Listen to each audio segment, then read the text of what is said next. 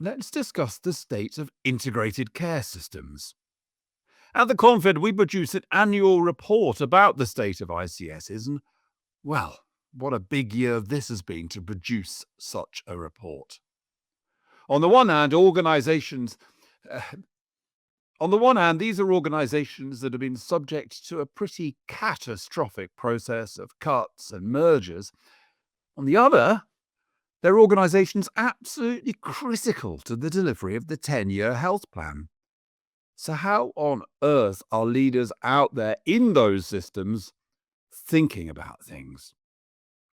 To discuss this, I'm joined by Sarah Walter, who's the director of our Integrated Care System Network and also a deputy director of the NHS Confederation. Welcome to Health on the Line, Sarah. Thanks very much for having me, Matthew. Now, how on earth you summarise what must be an incredibly conflicted state of mind out there, I don't know. But what are your key takeaways from the survey findings? Yeah, I think it is a mixed bag in terms of the survey findings, I'd say, Matthew. Definitely some areas of positivity which we can focus on, but understandably, given the situation that ICSs and ICBs in particular have faced in 2025, clearly some really significant areas of concern and risk. But also lots of optimism about the future, I think.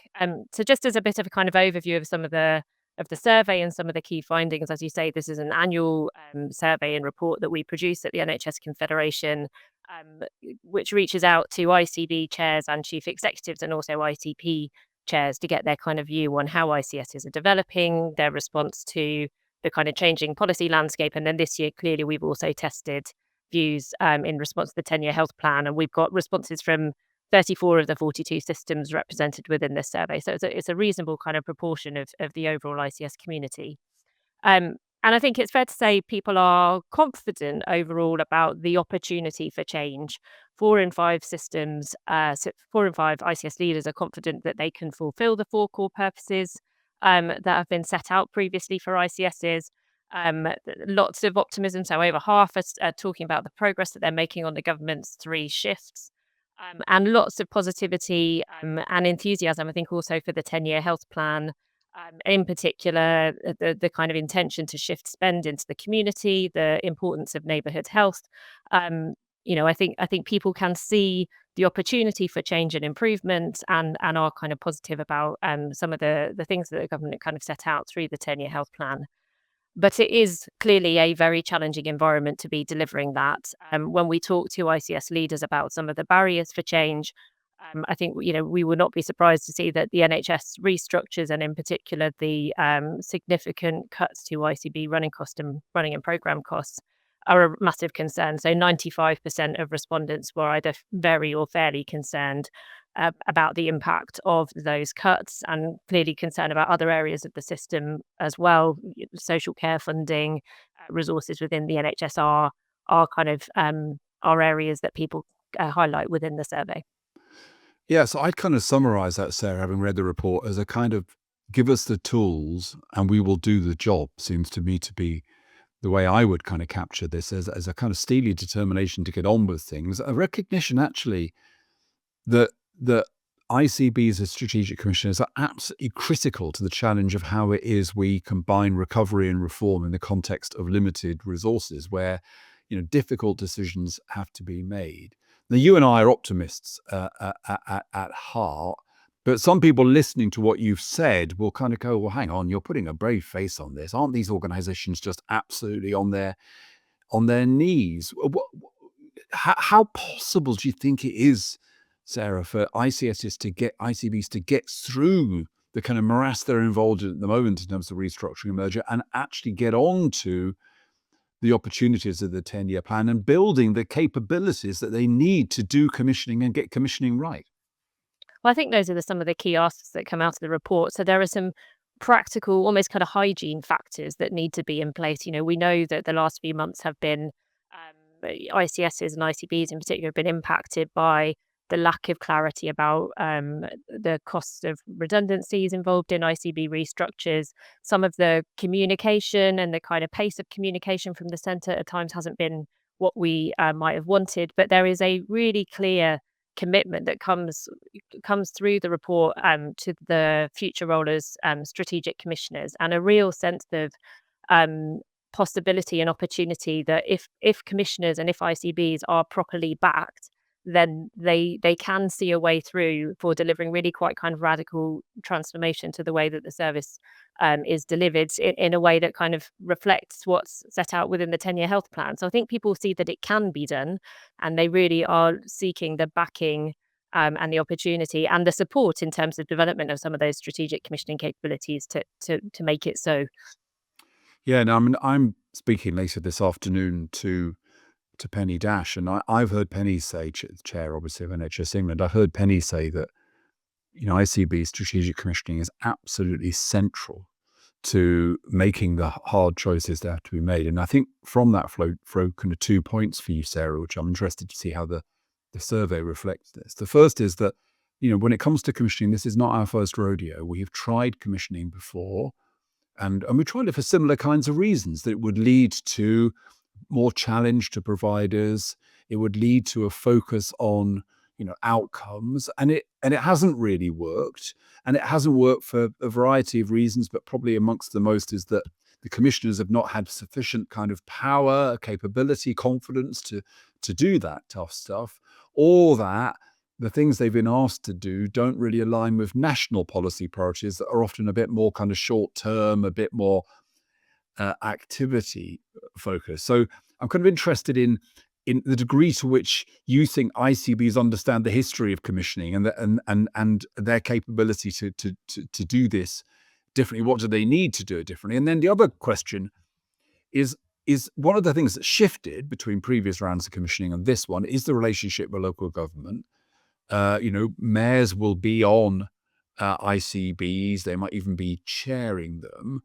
Our work with local government gives us the opportunity not just to join up around commissioning and health, public health, social determinants, but also potentially to rest on the legitimacy that local government has when it comes to making difficult choices about priorities. Yeah.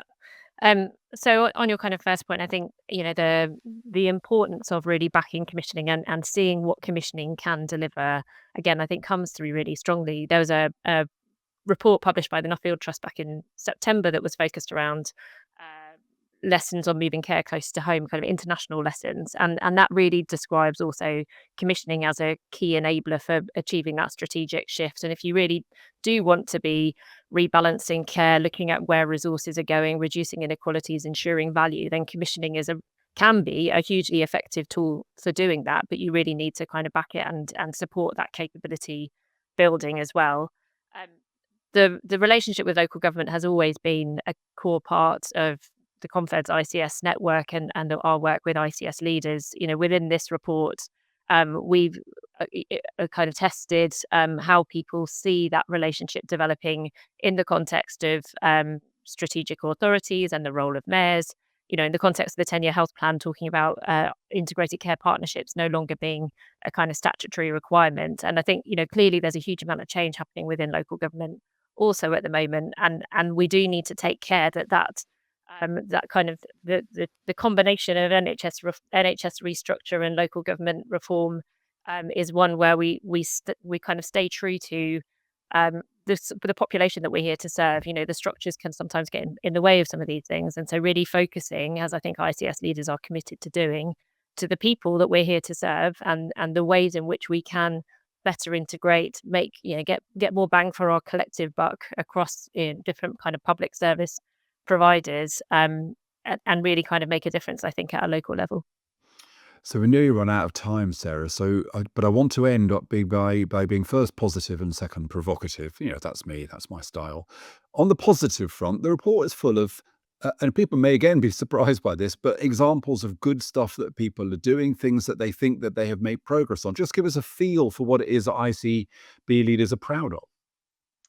I mean, there's some fantastic examples in the report. We can look at kind of examples within North Central London, in Manchester, where people are, in particular, I think, within that kind of neighbourhood health space, looking at developing those place-based arrangements, developing those kind of neighbourhood arrangements in a way that much better reflects the full breadth of partners that can operate within a system context. So not just looking at within the NHS, but within local government, connecting with voluntary sector partners. So there's a huge amount that can be done there. And the provocation, I guess, I've got, not for you, but for those in power who may be listening, is that one of the things ICBs have suffered from the very beginning has been an ambivalence at the centre. There have been people at the centre who don't really understand what ICBs are, or they just really don't like commissioners. They're just continuously kind of sceptical. And then those are the kind of people who I suspect are applauding when ICBs aren't really given the support that they need to be able to do their job. So it becomes a self-fulfilling prophecy. These ICBs are no good. We're not going to give them the tools they need. We're not going to give them the autonomy they need. Oh, look, they're not succeeding. That proves our point. I mean, I have actually heard people in the centre be as facile as that. We just can't kind of go on like this. ICBs are absolutely critical to the 10-year plan. What's your kind of final message, Sarah, that comes out of this report and leans forward into where we need to go? I mean, I think it is that given the backing and I think some of those kind of development support. I know NHS England is currently working on a strategic commissioning development program, which will be welcomed. But given that kind of backing and space, I think ICB leaders have the ambition, have the kind of the sense of what's possible to really make substantial change to the way that services are delivered, and are really behind the ambition set out in the 10-year health plan. So I think if we do want to be radical, and if we do want to achieve actually kind of something quite transformational in terms of how services are delivered, then I would argue that ICBs are in exactly the right place to be able to lead that. Give them the tools and they will do the job. Sarah, thank you so much for joining us on Health on the Line. Thanks very much.